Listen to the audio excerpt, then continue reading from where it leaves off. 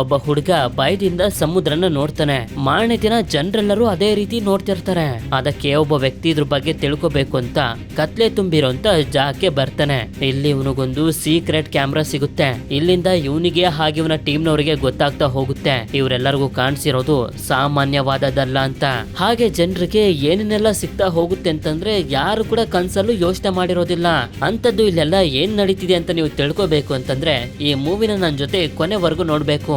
ಅಂದಂಗೆ ಮೂವಿ ಹೆಸರು booth the haunted ship ಅಂತ.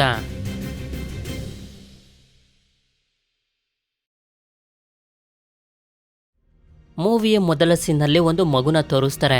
ಈ ಮಗುನ ರೆಕಾರ್ಡಿಂಗ್ ಮಾಡ್ತಿರ್ತಾರೆ. ಈ ಮಗು ಬೆಳೀತಾ ಹೋಗುತ್ತೆ. ಇದಕ್ಕೆ ಮೀರಾ ಅಂತ ಹೆಸರಿಡ್ತಾರೆ. ಮೀರಾನ ರೆಕಾರ್ಡ್ ಮಾಡ್ತಿರೋದು ಇವಳ ತಾಯಿ ಆಗಿರುವಂತ ವಂದನ. ಅದು ಕೂಡ ಮಗು ತಾಯಿಗೋಸ್ಕರ. ಈ ಮಗು ತಂದೆ ಸೀ ಬರ್ಡ್ ಅನ್ನೋ ಒಂದು ದೊಡ್ಡ ಶಿಪ್ ನಲ್ಲಿ ಕ್ಯಾಪ್ಟನ್ ಆಗಿರ್ತಾನೆ. ಇವರೆಲ್ಲರೂ ಸೇರಿ ಸಂತೋಷವಾಗಿ ಮೀರಾ ಬರ್ತ್ಡೇನ ಇದೇ ಶಿಪ್ ನಲ್ಲಿ ಸೆಲೆಬ್ರೇಟ್ ಮಾಡ್ತಾರೆ. ಇದು ಫೆಬ್ರವರಿ 2001. ಹೀಗೆ ಎಲ್ಲರೂ ಪಾರ್ಟಿಲಿ ಬ್ಯುಸಿ ಆಗಿರ್ಬೇಕಾದ್ರೆ ಮೀರಾಗೆ ಚಿಟ್ಕೆ ಹೊಡಿತಿರುವಂತ ಶಬ್ದ ಕೇಳಿಸುತ್ತೆ. ಅದಕ್ಕೆ ಇವಳೊಬ್ಳೆ ಆ ಶಬ್ದನ ಫಾಲೋ ಮಾಡ್ತಾ ಮಾಡ್ತಾ ಶಿಪ್ ನ ಒಳಗಡೆ ಬರ್ತಾಳೆ. ಇಲ್ಲಿ ಇವಳನ್ನ ಒಂದು ಆತ್ಮ ಮೇಲಕ್ಕೆ ಜಂಪ್ ಮಾಡಿಸ್ತಿರುತ್ತೆ. ಆಗ ಇವಳ ಗೊಂಬೆ ಬಿದ್ದೋಯ್ತು ಅಂತ ಎತ್ಕೊಳ್ಳೋದಕ್ಕೆ ಬಂದ್ರೆ ಆತ್ಮ ಇವಳನ್ನ ಎಳ್ಕೊಂಡೇ ಹೊಟ್ಟೋಗುತ್ತೆ. ನಂತರ ಸೀನ್ 2012 ಮುಂಬೈಗೆ ಶಿಫ್ಟ್ ಆದಾಗ ಇವನ ಮದ್ವೆ ಫೋಟೋ ನೋಡ್ತಿರೋಂತ ಪೃಥ್ವಿ ಅನ್ನೋ ಒಬ್ಬ ವ್ಯಕ್ತಿನ ತೋರಿಸ್ತಾರೆ. ಆಗ ಇವನ ಫ್ಲಾಶ್ ಬ್ಯಾಕ್ ನು ಕೂಡ ತೋರಿಸ್ತಾರೆ. ಇವನು ಹಾಗೆ ಇವನ ಫ್ರೆಂಡ್ ಆಗಿರುವಂತ ರಿಯಾಜ್ ಮದ್ವೆ ನಡೀತಿರುವಂತ ಒಂದು ಮನೆಗೆ ಬಂದಿರ್ತಾರೆ. ಯಾಕೆ ಅಂತಂದ್ರೆ ಪೃಥ್ವಿ ಇಷ್ಟಪಡ್ತಿರೋ ಅಂತ ಸಪ್ನಾ ಅನ್ನೋ ಹುಡುಗಿನ ಓಡಿಸ್ಕೊಂಡು ಹೋಗೋದಕ್ಕೆ. ಅಲ್ಲಿಂದ ಓಡ್ ಬಂದ್ಮೇಲೆ ರಿಜಿಸ್ಟರ್ ಮ್ಯಾರೇಜ್ ಆಗ್ತಾರೆ. ಜೀವನದಲ್ಲಿ ತುಂಬಾ ಸಂತೋಷವಾಗಿರ್ತಾರೆ. ಹಾಗೆ ಇವ್ರಿಗೊಂದು ಮಗು ಕೂಡ ಹುಟ್ಟುತ್ತೆ. ಈ ಮಗುಗೆ ಶಾಲಿನಿ ಅಂತ ಹೆಸರಿಡ್ತಾರೆ. ಕಾಲ ಕಳೀತಾ ಕಳೀತಾ ಮಗುನು ಕೂಡ ಬೆಳೀತಾ ಹೋಗುತ್ತೆ. ಹೇಳ್ಬೇಕು ಅಂತಂದ್ರೆ ಇವ್ರ 3 ಜನದ್ದು ಒಂದು ಅದ್ಭುತವಾಗಿರುವಂತ ಹ್ಯಾಪಿ ಫ್ಯಾಮಿಲಿ ಆಗಿರುತ್ತೆ. ಆದ್ರೆ ಪ್ರೆಸೆಂಟ್ ಅಲ್ಲಿ ಇವನ ಹೆಂಡತಿ ಹಾಗೆ ಮಗಳು ಇವನ್ ಜೊತೆ ಇಲ್ಲ ಅನ್ನೋ ವಿಷಯ ನಮ್ಗೆ ಗೊತ್ತಾಗುತ್ತೆ. ಇದಾದ್ಮೇಲೆ ಕಂಟೈನರ್ ಗಳಿಟ್ಟಿರುವಂತ ಜಾಗಕ್ಕೆ ಪೃಥ್ವಿ ಬಂದು ಯಾರ ಕಣ್ಣಿಗೂ ಬೀಳದಂಗೆ ಇಲ್ಲಿ ಏನನ್ನೋ ಹುಡ್ಕಾಡ್ತಿರ್ತಾನೆ. ಹೀಗೆ ಹುಡ್ಕಾಡ್ತಿರ್ಬೇಕಾದ್ರೆ ಒಂದು ಕಂಟೈನರ್ ನಲ್ಲಿ ಶಬ್ದ ಬಂತು ಅಂತ ಇದನ್ನ ಓಪನ್ ಮಾಡಿ ನೋಡಿದ್ರೆ ಹೆಣ್ಣು ಮಕ್ಕಳನ್ನ ಬೇರೆ ಕಡೆಗೆ ಸಾಗಿಸ್ತಿರ್ತಾರೆ. ಅದಕ್ಕೆ ಇವನು ಅವರನ್ನ ಕಾಪಾಡಿ ಸೈಲೆಂಟ್ ಆಗಿ ಕರ್ಕೊಂಡು ಹೋಗ್ತಿರ್ತಾನೆ. ಅದೇ ಸಮಯಕ್ಕೆ ಇವನ ಫೋನ್ ರಿಂಗ್ ಆಗೋಗುತ್ತೆ. ಇದರಿಂದ ಜನರು ಬಂದು ಇವನ್ ಮೇಲೆ ಅಟ್ಯಾಕ್ ಮಾಡೋದಕ್ಕೆ ನೋಡಿದಾಗ ಇವನು ಕೂಡ ಅವ್ರ ಜೊತೆ ಫೈಟ್ ಮಾಡೋದಕ್ಕೆ ಶುರು ಮಾಡಿ ತುಂಬಾ ಕಷ್ಟಪಟ್ಟು ಅವರೆಲ್ಲರಿಗೂ ಹೊಡೆದಾಕ್ಬಿಡ್ತಾನೆ. ಸ್ವಲ್ಪ ಹೊತ್ತಿನ ನಂತರ ಪೊಲೀಸರೆಲ್ಲ ಇಲ್ಲಿಗೆ ಬಂದಿರ್ತಾರೆ. ಹಾಗೆ ಪೃಥ್ವಿ ಫ್ರೆಂಡ್ ಆಗಿರುವಂತ ರಿಯಾಜ್ ಕೂಡ ಬಂದಿರ್ತಾನೆ. ರಿಯಾಜ್ ಇವನಿಗೆ ಬೈತಿರ್ತಾನೆ, ನನ್ ಕರಿಬೇಕಾನೆ ಒಬ್ನೇ ಯಾಕೆ ಇಲ್ಲಿಗೆ ಬಂದಿದೆ ಅಂತ. ಆಕ್ಚುಲಿ ಹೇಳ್ಬೇಕು ಅಂತಂದ್ರೆ ಇವರಿಬ್ರು ಶಿಪ್ಪಿಂಗ್ ಡಿಪಾರ್ಟ್ಮೆಂಟ್ ನಲ್ಲಿ ಕೆಲಸ ಮಾಡ್ತಿದ್ದಾರೆ. ಅಂದ್ರೆ ಬೇರೆ ಬೇರೆ ದೇಶಗಳಿಂದ ಹಡಗುಗಳಲ್ಲಿ ವಸ್ತುಗಳು ಬರ್ತಾವಲ್ಲ, ಇಂಪೋರ್ಟ್ ಎಕ್ಸ್ಪೋರ್ಟ್ ಕೆಲಸಗಳು, ಅದನ್ನ ನೋಡ್ಕೊಳ್ಳೋದು. ಇದರಿಂದಾನೇ ಈ ರೀತಿ ಹೆಣ್ಣು ಮಕ್ಕಳನ್ನ ಸಾಗಿಸ್ತಿರುವಂತ ವಿಷಯ ಅವ್ರಿಗೆ ಗೊತ್ತಾಗಿರುತ್ತೆ. ಅವರನ್ನ ಕಾಪಾಡ್ಬೇಕು ಅಂತ ಪೃಥ್ವಿಲಿಗೆ ಬಂದಿದ್ದ. ಇದಾದ್ಮೇಲೆ ಇವನು ಮನೆಗ್ ಬಂದು ಕುಂತ್ಕೊಂಡಾಗ ಪ್ಲಾಸ್ಟಿಕ್ ಲೋಟ ಮೇಲ್ ಬರುತ್ತೆ. ಆಗ ಅದನ್ನ ಇವನು ಹಿಡ್ಕೊಂಡು ಇನ್ನೊಂದ್ ಕಡೆ ಲೋಟದಲ್ಲಿ ಮಾತಾಡ್ತಿರುವಂತೆ ಇವನ ಮಗಳ ಜೊತೆ ಮಾತಾಡೋದಕ್ಕೆ ಟ್ರೈ ಮಾಡ್ತಿರ್ತಾನೆ. ಆದ್ರೆ ಇವನ ಮಗಳನ್ನ ನಮ್ಗೆ ತೋರ್ಸೋದಿಲ್ಲ. ಈ ಕಡೆ ಮುಂಬೈ ಸಮುದ್ರದ ದಡದಲ್ಲಿ ಇಬ್ರು ಹುಡುಗರು ಪಾರ್ಟಿ ಮಾಡ್ತಿರ್ಬೇಕಾದ್ರೆ ಒಬ್ಬ ಹುಡುಗ ತುಂಬಾ ಶಾಕ್ ಆಗಿ ಸಮುದ್ರದ ಕಡೆಗೆ ನೋಡ್ತಿರ್ತಾನೆ. ಯಾಕೆಂತಂದ್ರೆ ಸೀ ಬರ್ಡ್ ಅನ್ನೋ ಒಂದು ಶಿಪ್ ದಡಕ್ಕೆ ಬರುತ್ತೆ. ಹೌದು, 11 ವರ್ಷಗಳ ಹಿಂದೆ ಮೀರಾ ಮತ್ತೆ ವಂದನ ಇದ್ರಲ್ಲ, ಅದೇ ಶಿಪ್ ಇದು. ಮಾರನೇ ದಿನ ಆಫೀಸ್ಗೆ ಬಂದಾಗ ಅಷ್ಟು ಜನರನ್ನ ಇವನು ಕಾಪಾಡಿರೋದಕ್ಕೆ ಎಲ್ರು ಅಪ್ರಿಶಿಯೇಟ್ ಮಾಡ್ತಿರ್ತಾರೆ. ಯಾಕೆಂತಂದ್ರೆ ಅದು ನ್ಯೂಸ್ ಪೇಪರ್ ನಲ್ಲೂ ಬಂದಿರುತ್ತೆ. ಆದ್ರೆ ಹೈಯರ್ ಆಫೀಸರ್ ಮಾತ್ರ ಕೋಪ ಮಾಡ್ಕೊಂಡಿರ್ತಾನೆ. ಯಾರಿಗೂ ಹೇಳದೆ ಅವನೊಬ್ನೇ ಹೋಗಿದ್ದ ಅಂತ. ಅದೇ ಸಮಯಕ್ಕೆ ಟಿವಿನ ಹಾಕ್ದಾಗ ಸೀ ಬರ್ಡ್ ಶಿಪ್ ದಡಕ್ಕೆ ಬಂದಿರುವಂತ ವಿಷಯ ಗೊತ್ತಾಗುತ್ತೆ. ಯಾರಿಗೂ ಆ ಶಿಪ್ ಯಾವುದು ಎಲ್ಲಿಂದ ಬಂತು ಅಂತ ಯಾರಿಗೂ ಗೊತ್ತಿರೋದಿಲ್ಲ. ಹಾಗೆ ಈ ಶಿಪ್ ಅನ್ನ ಬೇರೆ ಕಡೆ ತಗೊಂಡು ಹೋಗೋದಕ್ಕೂ ಆಗೋದಿಲ್ಲ. ಯಾಕೆಂತಂದ್ರೆ ದಡದಲ್ಲಿರುವಂತ ನೆಲದ ಮೇಲೆ ಬಂದ್ಬಿಟ್ಟಿದೆ. ಇದನ್ನ ಇಲ್ಲಿಂದ ತೆಗಿಬೇಕು ಅಂತಂದ್ರೆ ದಡಕ್ಕೆ ಸ್ವಲ್ಪ ಜಾಸ್ತಿ ನೀರ್ ಬರಬೇಕು. ಆದಷ್ಟು ಬೇಗ ಇದನ್ನ ಇಲ್ಲಿಂದ ತೆಗೆದಾಕಿ ಅಂತ ಹೈಯರ್ ಆಫೀಸರ್ ಹೇಳ್ತಾ ಇರ್ತಾನೆ. ಯಾಕೆಂತಂದ್ರೆ ಇನ್ನೇನು ಇವನಿಗೆ ರಿಟೈರ್ಮೆಂಟ್ ಆಗ್ತಿದೆ. ರಿಟೈರ್ಮೆಂಟ್ ಟೈಮ್ ನಲ್ಲಿ ಯಾವುದೇ ತರದ ಪ್ರಾಬ್ಲಮ್ ಬೇಡ ಅಂತ. ಆದ್ರೆ ರಾತ್ರಿಯ ಸಮಯದಲ್ಲಿ ಒಬ್ಬ ಹುಡುಗ ಹಾಗೆ ಹುಡುಗಿ ಶಿಪ್ ನ ಮೇಲೆ ಬರ್ತಾರೆ. ಇದನ್ನೆಲ್ಲ ನೋಡ್ಬೇಕು, ಒಂದು ಹೊಸ ಎಕ್ಸ್ಪೀರಿಯನ್ಸ್ ಆಗುತ್ತೆ ಅಂತ. ಈ ಹುಡುಗಿ ಇಲ್ಲೇ ಇರುವಂತ ಒಂದು ಲಾಕರ್ ನ ಒಳಗಡೆ ಬಚ್ಚಿಟ್ಕೊಂಡು ಹುಡುಗನ್ಗೆ ಕಾಲ್ ಮಾಡಿ ಹೆದರ್ಸ್ತಿರ್ತಾಳೆ. ಆಗ ಇವಳ ಹಿಂದೆ ಯಾರೋ ನಿಂತಿರೋದನ್ನ ತೋರಿಸ್ತಾರೆ. ಈ ಕಡೆ ಹುಡುಗ ಹುಡುಗಿಗೆ ಕಾಲ್ ಮಾಡಿದಾಗ ಲಾಕರ್ ಇಂದ ಸೌಂಡ್ ಬರ್ತಿರುತ್ತೆ. ಅದಕ್ಕೆ ಒಂದು ಲಾಕರ್ ನ ಓಪನ್ ಮಾಡ್ತಾನೆ. ಅವಳು ಇರೋದಿಲ್ಲ. ಹೀಗೆ ಒಂದೊಂದೇ ಲಾಕರ್ ನ ಓಪನ್ ಮಾಡ್ತಿದ್ರೆ ಅವಳು ಸಿಗೋದೇ ಇಲ್ಲ. ಆಗ ಆತ್ಮ ಬಂದು ಇವಳನ್ನ ಎಳ್ಕೊಂಡು ಹೋಗಿ ಇವನನ್ನು ಕೂಡ ಸಾಯಿಸ್ಬಿಡುತ್ತೆ. ಇರುತ್ತೆ. ಮಾರನೇ ದಿನ ಪೃಥ್ವಿ ಮತ್ತೆ ರಿಯಾಜ್ ಈ ಶಿಪ್ ನ ಮೇಲೆ ಬಂದಿರ್ತಾರೆ. ಹೈಯರ್ ಆಫೀಸರ್ ಹೇಳಿರೋ ರೀತಿ ಇದನ್ನ ಬೇರೆ ಕಡೆಗೆ ತಗೊಂಡು ಹೋಗೋದಕ್ಕೆ ಅಂತ. ನಂತರ ಪೃಥ್ವಿ ರಿಯಾಜ್ಗೆ ನಾನು ಒಳಗಡೆ ಹೋಗಿ ನೋಡ್ಕೊಂಡ್ ಬರ್ತೀನಿ ಅಂತ ಒಳಗಡೆ ಬರ್ತಾನೆ. ಈ ಶಿಪ್ ನ ಸ್ಥಿತಿ ತುಂಬಾನೇ ಹದಗೆಟ್ಟೋಗಿದೆ. ಹಾಗೆ ಇವನ ಹಿಂದೆ ಯಾರೋ ಓಡೋಗ್ತಾರೆ. ನೋಡಿದ್ರೆ ಯಾರು ಕಾಣಿಸೋದಿಲ್ಲ. ಇವನ ಮುಂದೆ ಗೋಡೆ ಮೇಲೆ ಒಬ್ಳು ಹುಡುಗಿ ಹೋಗ್ತಿರ್ತಾಳೆ. ಅದು ಕೂಡ ಇವನಿಗೆ ಕಾಣಿಸೋದಿಲ್ಲ. ಹೀಗೆ ಇವನು ಮೆಟ್ಲುಗಳನ್ನ ಹತ್ತುತ್ತಾ ಒಂದು ರೂಮ್ಗೆ ಬಂದು ಇಲ್ಲಿನ ಸ್ಕ್ರೀನ್ ನ ತೆಗೆಯೋದಕ್ಕೆ ನೋಡಿದಾಗ ಬ್ಯಾಟ್ರಿ ಕೆಳಗಡೆ ಬಿದ್ದೋಗುತ್ತೆ. ಬ್ಯಾಟ್ರಿ ತಗೊಳ್ಳೋದಕ್ಕೆ ಅಂತ ನೋಡಿದ್ರೆ ಆಗ್ಲೇ ಕಾಣಿಸ್ತಂತ ಅದೇ ಗೊಂಬೆ ಕಾಣಿಸುತ್ತೆ. ಕೈ ಎಟುಕ್ತಿರೋದಿಲ್ಲ. ಆದ್ರಿಂದ ಆ ಕಡೆ ತಿರ್ಕೊಂಡು ಕೈ ಎಟುಕ್ಸ್ತಿರ್ತಾನೆ. ಆ ಗೊಂಬೆ ಅದಾಗದೆ ಮೂವ್ ಆಗ್ತಾ ಸೈಡ್ಗೆ ಹೋಗ್ತಿರುತ್ತೆ. ಎಟುಕ್ಸ್ತಿಲ್ಲ ಅಂತ ಕೋಲ್ ಎತ್ಕೊಂಡ್ ಬಂದ್ರೆ ಗೊಂಬೆ ಮಾಯ ಆಗೋಗಿರುತ್ತೆ. ಆಗ ಇವನ ಪಕ್ಕದಿಂದ ಸೌಂಡ್ ಬರುತ್ತೆ. ಯಾಕೆಂತಂದ್ರೆ ಗೊಂಬೆ ಈ ಕಡೆ ಬಂದ್ಬಿಟ್ಟಿದೆ. ಇದಾದ್ಮೇಲೆ ಇವನು ಅದ್ರ ಬಗ್ಗೆನೇ ಯೋಚನೆ ಮಾಡ್ತಾ ಇರ್ತಾನೆ. ರಿಯಾಜ್ಗೆ ಇದ್ರ ಬಗ್ಗೆ ಎಲ್ಲ ಹೇಳೋದಿಲ್ಲ. ಆಗ ರಿಯಾಜ್ ಹೇಳ್ತಾ ಹೋಗ್ತಾನೆ, ಈ ರೀತಿ ಶಿಪ್ಗಳ ಬಗ್ಗೆ ಇನ್ಫಾರ್ಮೇಶನ್ ನ ಇಡುವಂತ ಪಟೇಲ್ ಅನ್ನೋ ಒಬ್ಬ ವ್ಯಕ್ತಿನ ನಾನು ಕಾಂಟ್ಯಾಕ್ಟ್ ಮಾಡಿದ್ದೆ. ಅವನಿಗೆ ಈ ಶಿಪ್ ನ ಬಗ್ಗೆ ಗೊತ್ತಿತ್ತು. ಆದ್ರೆ ಅವನ್ ಮಾತ್ರ ಆ ಶಿಪ್ ಅನ್ನ ಆದಷ್ಟು ಬೇಗ ನಾಶ ಮಾಡ್ಬಿಡಿ, ಆ ಶಿಪ್ ಹಾಂಟೆಡ್ ಆಗಿದೆ, ಅಂದ್ರೆ ಅದ್ರೊಳಗಡೆ ನೆಗೆಟಿವ್ ಎನರ್ಜಿಗಳು ಆತ್ಮಗಳೆಲ್ಲ ಇದಾವೆ ಅಂತಿದ್ದ. ಆದ್ರೆ ನಾನ್ ಮಾತ್ರ ಅದನ್ನ ನಂಬಲಿಲ್ಲ ಅಂತಾನೆ. ಇದೇ ಕಾರಣಕ್ಕೆ ಪೃಥ್ವಿನೂ ಕೂಡ ಆ ವಿಷಯನ ಇವನಿಗೆ ಹೇಳ್ತಿಲ್ಲ. ಹಾಗೆ ಇವನು ಮನೆಗ್ ಬಂದು ಇವನ ಹೆಂಡತಿ ಹಾಗೆ ಮಗು ಫೋಟೋನ ಹಿಡ್ಕೊಂಡು ಯೋಚನೆ ಮಾಡ್ತಾ ಇರ್ತಾನೆ. ಇವನ ಜೀವನದಲ್ಲಿ ಯಾವ್ದೋ ಒಂದು ಘಟನೆ ನಡೆದಿದೆ. ಅದೇ ಸಮಯಕ್ಕೆ ಪಕ್ಕದಲ್ಲಿ ಫೋಟೋ ಬಿದ್ದೋಗುತ್ತೆ. ನೋಡಿದ್ರೆ ಇವನ ಕೈಯಲ್ಲಿ ಆ ಗೊಂಬೆ ಬಂದ್ಬಿಟ್ಟಿದೆ. ಆ ಗೊಂಬೆ ಇಲ್ಲಿಗೆ ಹೇಗ್ ಬಂತು ಅಂತ ಇವನು ಯೋಚನೆ ಮಾಡ್ತಿದ್ರೆ ಇನ್ನೊಂದ್ ಕಡೆ ಸೌಂಡ್ ಕೇಳಿಸುತ್ತೆ. ಆ ಕಡೆ ತಿರುಗಿ ಈ ಕಡೆ ನೋಡೋಷ್ಟರಲ್ಲಿ ಆ ಗೊಂಬೆ ಇದ್ದಂತ ಜಾಗದಲ್ಲಿ ಫೋಟೋ ಇರುತ್ತೆ. ಮಾರನೇ ದಿನ ನಾನೇನೋ ಚೆಕ್ ಮಾಡ್ಬೇಕು ಅಂತ ರಿಯಾಜ್ ನ ಕರ್ಕೊಂಡು ಶಿಪ್ಗೆ ಬಂದಿರ್ತಾನೆ. ರಿಯಾಜ್ ಫೋನ್ ನಲ್ಲಿ ಮಾತಾಡ್ತಿದ್ರೆ ಪೃಥ್ವಿಗೆ ಕಬೋರ್ಡ್ ನಲ್ಲಿ ಒಂದಷ್ಟು ಡಾಕ್ಯುಮೆಂಟ್ಸ್ ಗಳು ಹಾಗೆ ಹಾಳಾಗಿರುವಂತ ಕ್ಯಾಸೆಟ್ ಸಿಗುತ್ತೆ. ಅದೆಲ್ಲಾನು ತಗೊಳ್ತಾನೆ. ರಿಯಾಜ್ ಫೋನ್ ನಲ್ಲಿ ಮಾತಾಡ್ಕೊಂಡು ಮುಂದೆ ಹೊರಟೋಗ್ತಾನೆ.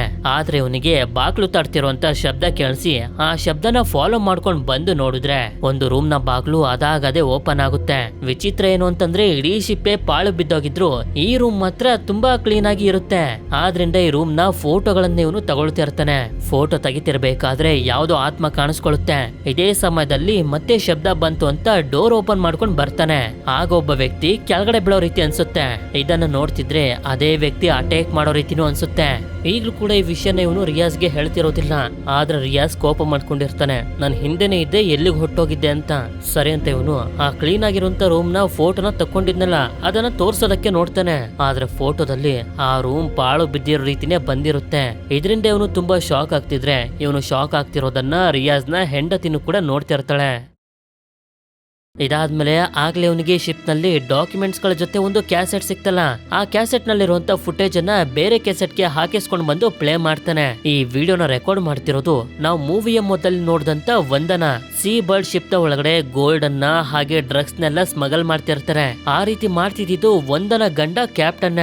ಅವನು ತುಂಬಾ ಕೆಟ್ಟ ವ್ಯಕ್ತಿ. ಕುಡಿದು ಬಿಟ್ಟು ವಂದನಾಗೆ ಯಾವಾಗ್ಲೂ ಹೊಡಿತಿದ್ದ.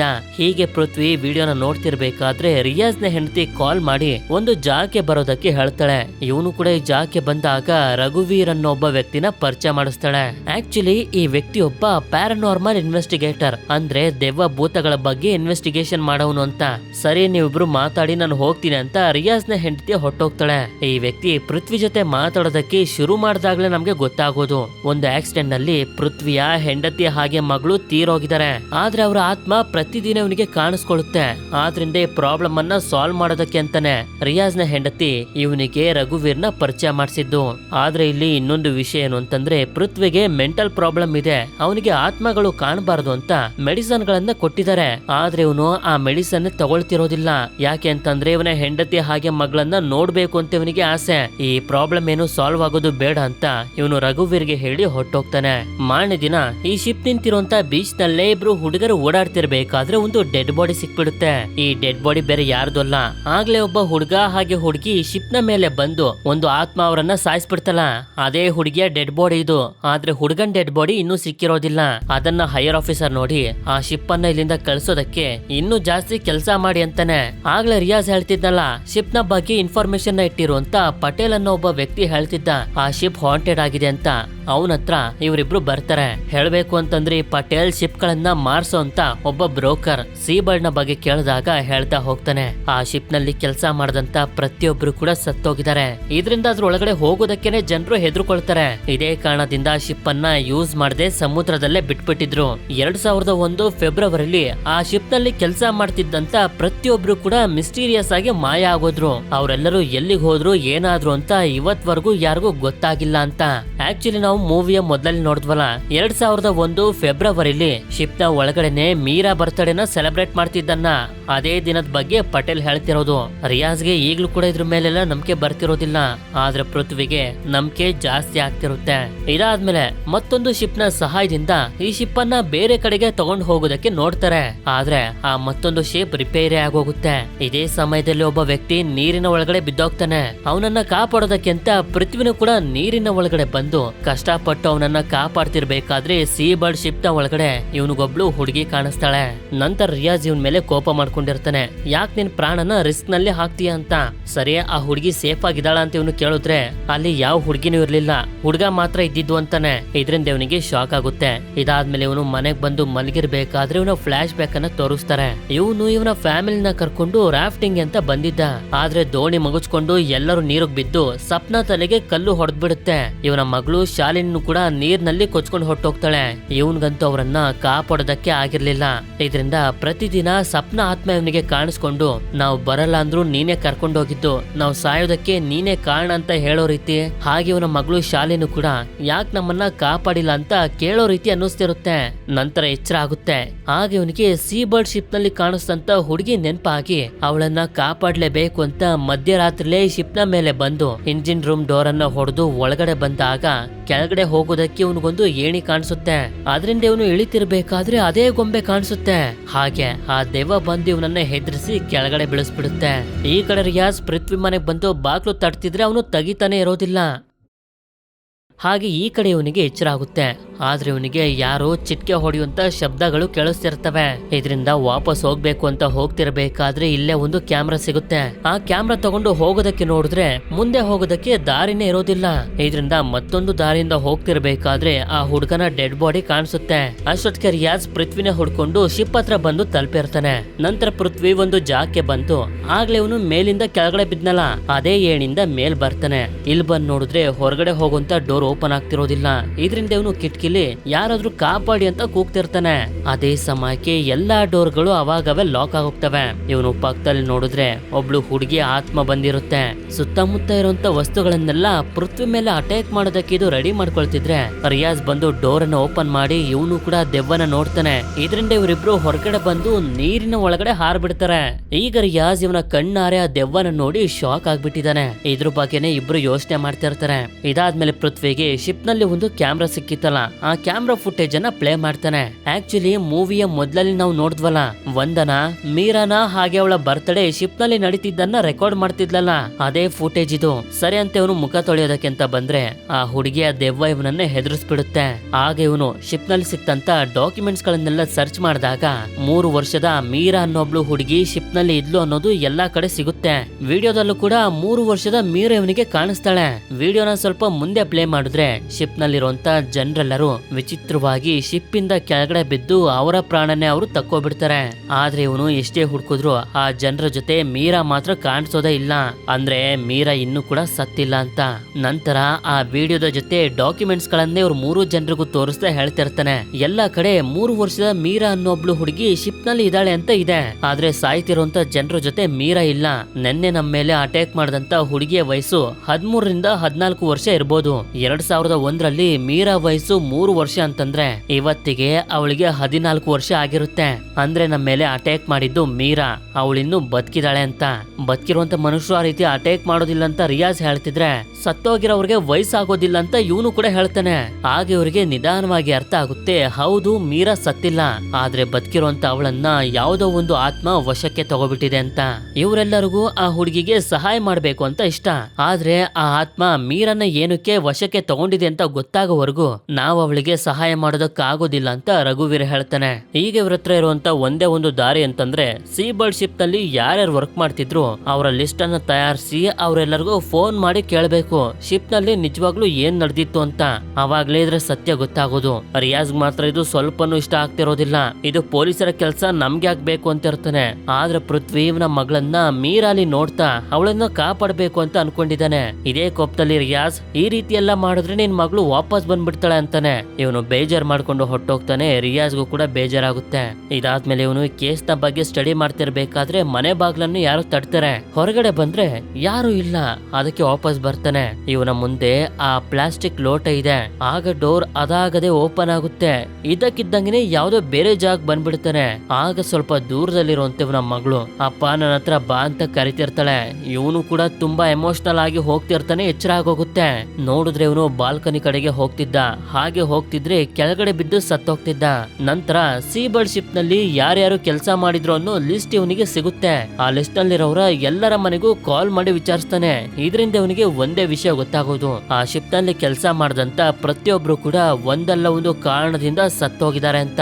ಇದೇ ಟೆನ್ಷನ್ ಅಲ್ಲಿ ಇವನು ಮನೆಗೆ ಬಂದಾಗ ಶಿಪ್ ನಲ್ಲಿ ಇವನಿಗೆ ಕೇಳಿಸ್ತಿತ್ತಲ್ಲ ಚಿಟ್ಕೆ ಹೊಡೆಯುವಂತ ಶಬ್ದ, ಅದು ಇಲ್ಲೂ ಕೂಡ ಇವನಿಗೆ ಕೇಳಿಸ್ತಿರುತ್ತೆ. ಆ ದೆವ್ವ ಇಲ್ಲಿಗೂ ಕೂಡ ಬಂದ್ಬಿಡ್ತ ಅಂತ ಹೆದರ್ಕೊಂಡು ಇವನು ಹಿಂದೆ ತಿರುಗಿದ್ರೆ ಸೆಕ್ಯೂರಿಟಿ ಗಾರ್ಡ್ ಚಿಟ್ಕೆ ಹೊಡಿತಿರ್ತಾನಷ್ಟೇ.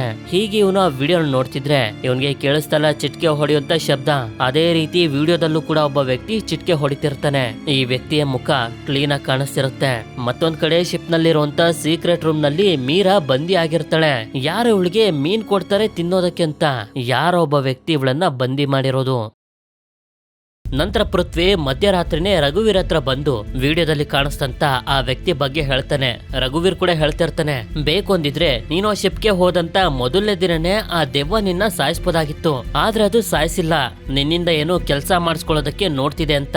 ಅದೇ ಸಮಯಕ್ಕೆ ರಿಯಾಜ್ ಬಂದು ಅವತ್ ಮಾತಾಡಿದಕ್ಕೆ ನನ್ನ ಕ್ಷಮಿಸ್ಬಿಡು, ಇನ್ಮೇಲೆ ಏನೇ ಆದ್ರೂ ನಿನ್ ಜೊತೆನೆ ಇರ್ತೀನಿ ಅಂತ ಹೇಳ್ತಾ ಹೋಗ್ತಾನೆ. ನಾನು ಸೀ ಬರ್ಡ್ ಶಿಪ್ ನ ಬಗ್ಗೆ ವಿಚಾರಿಸ್ತಿರ್ಬೇಕಾದ್ರೆ ವಂದನ ಬಗ್ಗೆ ಒಂದಷ್ಟು ವಿಷಯ ಗೊತ್ತಾಯ್ತು ಅಂತ ಅವಳ ಫೋಟೋನ ತೋರಿಸ್ತಾನೆ. ಅವಳು ಒಂದು ಚರ್ಚ್ ಹತ್ರ ನಿಂತಿರ್ತಾಳೆ. ಮಾರನೇ ದಿನ ಅದೇ ಚರ್ಚ್ ಹತ್ರ ಇವರಿಬ್ರು ಬರ್ತಾರೆ ವಂದನನ ಕೇಳ್ಕೊಂಡು. ಆದ್ರೆ ಇಲ್ಲಿ ಇವ್ರಿಗೆ ಗೊತ್ತಾಗುತ್ತೆ ವಂದನ ಚರ್ಚ್ ನ ಒಳಗಡೆನೆ ಇದ್ದಾಳೆ ಅಂತ. ಒಳಗಡೆ ನೋಡಿದ್ರೆ ಹೌದು ವಂದನ ಬದುಕಿದಾಳೆ. ಅಂದ್ರೆ ಅವಳು ಶಿಪ್ ನವರ ಜೊತೆ ಸತ್ತಿರ್ಲಿಲ್ಲ. ಆಗ ಪೃಥ್ವಿ ವಂದನ ರೆಕಾರ್ಡ್ ಮಾಡಿದ್ದಂತ ಮೀರಾ ವಿಡಿಯೋನ ಹಾಕ್ದಾಗ ಅದನ್ನ ನೋಡಿ ಇವಳು ತುಂಬಾ ಎಮೋಷನಲ್ ಆಗೋಗ್ತಾಳೆ. ಅದಕ್ಕೆ ಇವನು ಮೀರಾ ಇನ್ನು ಬದುಕಿದಾಳೆ ಅಂತ ಹೇಳಿದಾಗ ಶಾಕ್ ಆಗ್ತಾಳೆ. ಮೀರಾ ಸಿಗ್ಬೇಕು ಅಂದ್ರೆ ಈ ವ್ಯಕ್ತಿ ಯಾರು ಹೇಳಿ ಅಂತ ಆ ವ್ಯಕ್ತಿ ಫೋಟೋನ ತೋರ್ಸಿದ್ರೆ ಅವನನ್ನ ನೋಡಿ ಇವಳಿಗೇನೋ ಒಂಥರ ಭಯ. ಹಾಗೆ ಅವನನ್ನ ನೆನ್ಸ್ಕೊಂಡು ಅಳೋದಕ್ಕೆ ಶುರು ಮಾಡ್ಬಿಡ್ತಾಳೆ. ಇದರಿಂದ ಪೃಥ್ವಿ ಇವನ ಮಗಳು ಫೋಟೋನ ತೋರಿಸಿ ಅವಳನ್ನ ಕಳ್ಕೊಂಡಿರುವಂತ ವಿಷಯನ ಹೇಳ್ತಾನೆ. ಆಕ್ಚುಲಿ ಇವನು ಇವನ ಮಗಳನ್ನಂತೂ ವಾಪಸ್ ಕರ್ಕೊಂಡ್ ಬರೋದಕ್ಕಾಗೋದಿಲ್ಲ. ಅಟ್ ಲೀಸ್ಟ್ ಮೀರಾನಾದ್ರೂ ಅವಳ ತಾಯಿ ಹತ್ರ ಸೇರ್ಸ್ಬೇಕು ಅಂತ ಅನ್ಕೊಂಡಿದ್ದಾನೆ. ಅದಕ್ಕೆ ಇವಳು ಕೂಡ ಹೇಳ್ತಾ ಹೋಗ್ತಾಳೆ, ಇವಳ ಗಂಡ ಆಗಿದ್ದಂತ ಕ್ಯಾಪ್ಟನ್ ಶಿಪ್ ನಲ್ಲಿ ಇಲ್ಲಿಗಲ್ ವಸ್ತುಗಳನ್ನ ಸ್ಮಗಲ್ ಮಾಡ್ತಿದ್ದ. ಅಷ್ಟೇ ಅಲ್ಲದೆ ಇವಳಿಗೆ ಪ್ರತಿ ದಿನ ಹೊಡಿತಿದ್ದ. ಅದನ್ನ ತಡ್ಕೊಳ್ಳೋದಕ್ಕಾಗದೆ ಇವಳು ಸಾಯೋದಕ್ಕೆ ಅಂತ ಹೋದಾಗ ಒಬ್ಬ ವ್ಯಕ್ತಿ ಬಂದು ಇವಳನ್ನ ಕಾಪಾಡ್ತಾನೆ. ಈ ವ್ಯಕ್ತಿ ಬೇರೆ ಯಾರು ಅಲ್ಲ, ಪೃಥ್ವಿಗೆ ವಿಡಿಯೋದಲ್ಲಿ ಕಾಣಿಸೋದ್ನಲ್ಲ ಅದೇ ವ್ಯಕ್ತಿ. ಇವನ ಹೆಸರು ಅಮರ್ ಅಂತ. ಹೀಗೆ ಅಮರ್ ಮತ್ತೆ ವಂದನ ಮಧ್ಯ ಪ್ರೀತಿ ಬೆಳೆಯೋದಕ್ಕೆ ಶುರುವಾಗುತ್ತೆ. ಅದಕ್ಕೆ ಕ್ಯಾಪ್ಟನ್ ಮಾಡ್ತಿರುವಂತ ಕೆಟ್ಟ ಕೆಲ್ಸನ ಇಡೀ ಪ್ರಪಂಚಕ್ಕೆ ತೋರಿಸ್ಬೇಕು ಅಂತ ಡಿಸೈಡ್ ಮಾಡಿ ಶಿಪ್ ನಲ್ಲಿರುವಂತ ಇಲ್ಲಿಗಲ್ ವಸ್ತುಗಳ ವಿಡಿಯೋಗಳನ್ನೆಲ್ಲ ಮಾಡ್ಕೋತಾರೆ. ಆದ್ರೆ ಒಂದು ದಿನ ಕ್ಯಾಪ್ಟನ್ ಗೆ ಗೊತ್ತಾಗೋಗುತ್ತೆ ಅಮರ್ ಈ ರೀತಿ ವಿಡಿಯೋನ ಮಾಡ್ತಿದ್ದಾನೆ ಅಂತ. ಅವನ ಜೊತೆ ವಂದನ ಸೇರ್ಕೊಂಡಿದ್ದಾಳೆ ಅಂತ ಅವನಿಗೆ ಗೊತ್ತಿರೋದಿಲ್ಲ. ಇದರಿಂದ ಅವನಿಗೆ ಚೆನ್ನಾಗಿ ಹೊಡಿತಿರ್ತಾನೆ ಆ ವಿಡಿಯೋಗಳೆಲ್ಲ ಎಲ್ಲಿದಾವೆ ಅಂತ. ಆದ್ರೆ ಅದನ್ನ ಮಾತ್ರ ಅವನು ಹೇಳದೆ ಹಾಗೆ ಪ್ರಾಣ ಬಿಟ್ಬಿಡ್ತಾನೆ. ನಿಮ್ ಗಂಡ ಅಷ್ಟೊಂದು ಕೆಟ್ಟವನಂತಂದ್ರೆ ಅದಾದ್ಮೇಲೂ ಏನಕ್ಕೆ ಅವನ ಜೊತೆ ಇದ್ರಿ ಅಂತ ಕೇಳಿದಾಗ ಇವಳು ಹೇಳ್ತಾಳೆ, ನಾನು ಪ್ರೆಗ್ನೆಂಟ್ ಆಗಿರುವಂತ ವಿಷಯ ಗೊತ್ತಾಗಿ ಅವನು ಹೊಡೆಯೋದನ್ನೇ ಬಿಟ್ಬಿಟ್ಟ. ಆದ್ರೆ ಅವನಿಗೆ ಗೊತ್ತಿರ್ಲಿಲ್ಲ ಆ ಮಗು ಅವಂದಲ್ಲ ಅಮರ್ದು ಅಂತ. ಅದೇ ಸಮಯಕ್ಕೆ ಪೃಥ್ವಿಗೆ ಕಾಲ್ ಬರುತ್ತೆ, ಶಿಪ್ ಅನ್ನ ಬೇರೆ ಕಡೆಗೆ ತಗೊಂಡು ಹೋಗೋದಕ್ಕೆ ಎಲ್ಲಾ ತಯಾರಿ ಆಗಿದೆ ಅಂತ. ಆಗ ವಂದನ ಶಿಪ್ ನಲ್ಲಿ ಒಂದು ಸೀಕ್ರೆಟ್ ರೂಮ್ ಇದೆ, ಅದ್ರೊಳಗಡೆನೆ ಮೀರಾ ಇರ್ತಾಳೆ ಅಂತ ಹೇಳ್ತಾಳೆ. ಇದಾದ್ಮೇಲೆ ಇವರು ರಾತ್ರಿನೇ ಶಿಪ್ ಹತ್ರ ಬರ್ತಾರೆ. ಆದ್ರೆ ವಂದನ ಬರೋದು ಒಳ್ಳೇದಲ್ಲ ಅಂತ ಇವಳನ್ನ ಆಚರಣೆ ನಿಲ್ಸಿ ಮಿಕ್ತವ್ರೆಲ್ಲ ಶಿಪ್ ನ ಒಳಗಡೆ ಬರ್ತಾರೆ. ಈಗ ಇವರು ಸೀಕ್ರೆಟ್ ರೂಮ್ ಅನ್ನ ಹುಡ್ಕೊಂಡು ಕೆಳಗಡೆ ಹೋಗ್ಬೇಕು. ಮೊದ್ಲು ರಘುವೀರ್ ಕೆಳಗಡೆ ಬರ್ತಾನೆ. ಇವನಿಗೆ ಒಂದು ಡಿವೈಸ್ ಇಂದ ಗೊತ್ತಾಗುತ್ತೆ ಈ ಜಾಗದಲ್ಲಿ ತುಂಬಾ ನೆಗೆಟಿವ್ ಎನರ್ಜಿ ಇದೆ ಅಂತ. ಹಾಗೆ ಪೃಥ್ವಿನೂ ಕೂಡ ಕೆಳಗಡೆ ಬರ್ತಿರ್ಬೇಕಾದ್ರೆ ಆ ದೆವ್ವ ಇವನನ್ನ ಕೆಳಗಡೆ ತಳ್ಳಿಬಿಡುತ್ತೆ. ಹಾಗೆ ಡೋರ್ ಕೂಡ ಲಾಕ್ ಆಗಿದ್ರಿಂದ ರಿಯಾಜ್ ಕೆಳಗಡೆ ಬರೋದಕ್ಕಾಗದೆ ಮೇಲೆ ಉಳ್ಕೊಬಿಡ್ತಾನೆ. ಅದೇ ಸಮಯಕ್ಕೆ ಇವನ ಸುತ್ತಮುತ್ತ ಏನು ಶಬ್ದ ಕೇಳಿಸಿ ಆ ದೆವ್ವ ಇವನಿಗೆ ತುಂಬಾನೇ ಹೆದರ್ಸ್ಬಿಡುತ್ತೆ. ಈ ಕಡೆ ಪೃಥ್ವಿ ವಂದನೆಗೆ ಕಾಲ್ ಮಾಡಿ ಸೀಕ್ರೆಟ್ ರೂಮ್ಗೆ ಯಾವ ಕಡೆ ಹೋಗುದು ಅಂತ ಕೇಳ್ತಿರ್ತಾನೆ. ಆಗ ಇವಳಿಗೆ ಇವಳ ಚಿಕ್ಕ ವಯಸ್ಸಿನ ಮಗಳು ಮೀರಾ ಕಾಣಿಸಿ ಅವಳನ್ನ ಫಾಲೋ ಮಾಡ್ಕೊಂಡು ಶಿಪ್ ನ ಒಳಗಡೆ ಬಂದ್ಬಿಡ್ತಾಳೆ. ಈ ಕಡೆ ಪೃಥ್ವಿ ಮತ್ತೆ ರಘುವೀರ್ ಸೀಕ್ರೆಟ್ ರೂಮ್ ಅನ್ನ ಹುಡುಕ್ತಾ ಮುಂದೆ ಬರ್ತಿರ್ಬೇಕಾದ್ರೆ ಡಿವೈಸ್ ಇಂದ ಇವರಿಗೆ ಗೊತ್ತಾಗ್ತಾನೆ ಇರುತ್ತೆ ಈ ಜಾಗದಲ್ಲಿ ತುಂಬಾನೇ ನೆಗೆಟಿವ್ ಎನರ್ಜಿ ಇದೆ ಅಂತ. ಹೇಗೋ ಸೀಕ್ರೆಟ್ ರೂಮ್ ಹತ್ರ ಬಂದು ತಲುಪಿದ್ರು, ಆದ್ರೆ ಡೋರ್ ಓಪನ್ ಆಗ್ತಿರೋದಿಲ್ಲ. ಆಗ ಶಿಪ್ ನ ಒಳಗಡೆ ಬಂದು ತಲುಪಿದಾಳಲ್ಲ ವಂದನಾ, ಇವಳು ಒಂದು ಲಿವರ್ ಅನ್ನ ಎಳಿತಿದ್ದಂಗೆನೆ ಈ ಕಡೆ ಪೃಥ್ವಿ ಇರುವಂತ ಸೀಕ್ರೆಟ್ ರೂಮ್ ನ ಡೋರ್ ಓಪನ್ ಆಗುತ್ತೆ. ಇನ್ನೊಂದ್ ಕಡೆ ರಿಯಾಜ್ ಶಿಪ್ ಇಂದ ಸೇಫ್ ಆಗಿ ಹೊರಗಡೆ ಬಂದಿರ್ತಾನೆ. ಈ ಕಡೆ ಇವರಿಬ್ರಿಗೂ ಗೊತ್ತಾಗುತ್ತೆ ಈ ಸೀಕ್ರೆಟ್ ರೂಮ್ ನಲ್ಲಿ ಬರೀ ಡೀಸೆಲ್ ಇದೆ ಅಂತ. ಆದ್ರಿಂದ ಆದಷ್ಟು ಬೇಗ ಮೀರನ್ನ ಹುಡುಕಾಡ್ತಿರ್ಬೇಕಾದ್ರೆ ಒಂದು ಡ್ರಮ್ ಬಂದು ರಘುವೀರ್ಗೆ ಹೊಡೆಯುತ್ತೆ. ಹಾಗೆ ಪೃಥ್ವಿಗೆ ಅಲುಗಾಡೋದಕ್ಕೆ ಆಗುದಿಲ್ಲ, ಫ್ರೀಸ್ ಆಗ್ಬಿಡ್ತಾನೆ. ಆಗ ದೆವ್ವ ಬಂದು ರಘುವೀರ್ನ ಇಲ್ಲಿಂದ ದೂರ ಕಳಿಸಿ ಪೃಥ್ವಿನ ಸಾಯಿಸೋದಕ್ಕೆ ನೋಡ್ತಿರ್ಬೇಕಾದ್ರೆ ವಂದನ ಬರ್ತಿರೋದು ಗೊತ್ತಾಗುತ್ತೆ. ಆದ್ರಿಂದ ಇವನನ್ನ ಬಿಟ್ಬಿಡುತ್ತೆ. ನೀನ್ ಯಾಕೆ ಇಲ್ಲಿಗೆ ಬಂದೆ ಅಂತ ಪೃಥ್ವಿ ಇವಳನ್ನ ಮುಟ್ಟಾಗೆ ಇವನಿಗೊಂದು ವಿಷನ್ ಬರುತ್ತೆ. ಕ್ಯಾಪ್ಟನ್ ಅಮರ್ನ ಸೀಕ್ರೆಟ್ ರೂಮ್ ನಲ್ಲಿ ಕಟ್ಟಾಕಿರ್ಬೇಕಾದ್ರೆ ಯಾರಿಗೂ ಗೊತ್ತಿಲ್ಲದ ರೀತಿ ಇವಳು ಇವನ ಹತ್ರ ಬಂದು ಇವಳು ಪ್ರೆಗ್ನೆಂಟ್ ಆಗಿರುವಂತ ವಿಷಯನ ಹೇಳ್ತಾಳೆ. ಇವನು ಕೂಡ ತುಂಬಾ ಸಂತೋಷ ಪಡ್ತಾನೆ. ಆದ್ರೆ ಇವಳು ಇವನನ್ನ ಸಾಯಿಸೇ ಬಿಡ್ತಾಳೆ. ಯಾಕೆ ಅಂತಂದ್ರೆ ಈ ವಿಷಯ ಏನಾದ್ರೂ ಇವಳ ಗಂಡನಿಗೆ ಗೊತ್ತಾಗಿದ್ರೆ ಇವಳನ್ನು ಕೂಡ ಸೇರಿಸಿ ಸಾಯಿಸ್ಬಿಡ್ತಿದ್ದ ಅಂತ ಹೆದರ್ಕೊಂಡು ಅಮರ್ನ ಸಾಯಿಸ್ಬಿಟ್ಟಿರ್ತಾಳೆ. ಆಗ ಇಲ್ಲಿಗೆ ಅಮರ್ನ ಆತ್ಮ ಬರುತ್ತೆ. ಇವನೇ ಮೀರಾನ ವಶದಲ್ಲಿಟ್ಕೊಂಡಿದ್ದು. ಇವನು ಪೃಥ್ವಿ ಮೇಲೆ ಅಟ್ಯಾಕ್ ಮಾಡಿದಾಗ ಪೃಥ್ವಿ ನೋಡ್ತಾನೆ ಮೇಲ್ಗಡೆ ಅಮರ್ನ ಅಸ್ಥಿ ಪಂಜರ ಇದೆ. ವಂದನೆ ಹೇಳ್ತಿರ್ತಾಳೆ, ನೀನು ನನ್ ಬೇಕಾದ್ರೆ ಸಾಯಿಸೋದಕ್ಕಿಂತ ಮುಂಚೆ ನನ್ ಮಗಳು ಮೀರಾನ ತೋರ್ಸು ಅಂತ. ಆದ್ರೆ ಅವನು ಇವಳನ್ನ ಸಾಯಿಸೇ ಬಿಡ್ತಾನೆ. ಆಗ ಪೃಥ್ವಿ ಬಂದು ಒಂದು ಡಿವೈಸ್ ಅನ್ನ ಹೊಡೆದಾಕಿ ಅಸ್ಥಿ ಪಂಜರನ ಕೆಳಗಡೆ ಬರೋ ರೀತಿ ಮಾಡ್ತಾನೆ. ಇದರಿಂದ ಅಮರ್ ಇವನ್ ಮೇಲೆ ಅಟ್ಯಾಕ್ ಮಾಡ್ತಿರ್ಬೇಕಾದ್ರೆ ರಘುವೀರ್ ಮೀರನ್ನ ಕಾಪಾಡಿಲಿಗೆ ಕರ್ಕೊಂಡ್ ಬಂದು ದೇವರ ಮಂತ್ರನ ಹೇಳೋದಕ್ಕೆ ಶುರು ಮಾಡಿದಾಗ ರಘುವೀರ್ನ ಸಾಯಿಸೇ ಬಿಡ್ತಾನೆ. ಆಗ ಪೃಥ್ವಿ ಕೊಡ್ಲಿನ ಜೋರಾಗಿ ಹಸ್ತಿದ್ರಿಂದ ಕಿಡಿ ಹತ್ಕೊಂಡು ಈ ಜಾಗದಲ್ಲೆಲ್ಲ ಬೆಂಕಿ ಹತ್ಕೊಬಿಡುತ್ತೆ. ಇದರಿಂದ ಅಮರ್ನ ಆತ್ಮ ಕೂಡ ನಾಶ ಆಗೋದಕ್ಕೆ ಶುರುವಾಗುತ್ತೆ. ಯಾಕೆ ಅಂತಂದ್ರೆ ಇವನ ಅಸ್ಥಿ ಪಂಜರಕ್ಕೂ ಕೂಡ ಬೆಂಕಿ ಹತ್ಕೊಬಿಟ್ಟಿದೆ.